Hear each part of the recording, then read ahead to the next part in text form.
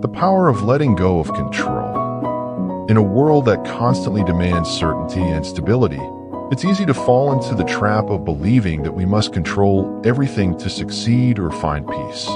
We try to control our relationships, our careers, our health, and even our emotions.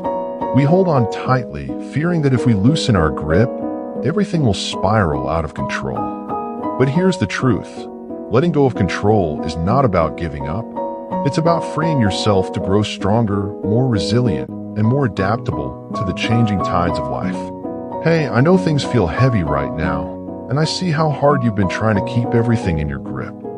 It's like you're holding on so tightly to everything, hoping that if you control it all, things will be okay. But I want to share something with you that took me a long time to understand. Sometimes, the hardest thing to do is also the most freeing. It's the power of letting go. I remember how difficult it was when I realized that no matter how tightly I held on, some things just weren't mine to control. And that was terrifying. It felt like I was giving up, like I was surrendering to chaos. But in reality, it was more like finally permitting myself to breathe. Letting go doesn't mean giving up on what matters. It doesn't mean abandoning your dreams or giving up on your responsibilities. It simply means releasing the constant pressure to control every detail, every outcome. It's like realizing you've been running a race with a weight on your back that you never needed to carry. The first step was hard, acknowledging that I couldn't control everything. I had to trust that things could work out without me having to micromanage each second. And that's when the magic began to happen. When I started letting go, I found peace. I learned to trust the process, to let life unfold as it will, instead of worrying endlessly about every possible outcome. It wasn't easy. I still catch myself holding on too tightly sometimes, but now I know what it feels like to release. It's like when you've been carrying a heavy bag for so long that you don't even realize how much it's weighing you down. The moment you let it go, there's a deep sigh of relief. That's how it feels to stop trying to control everything.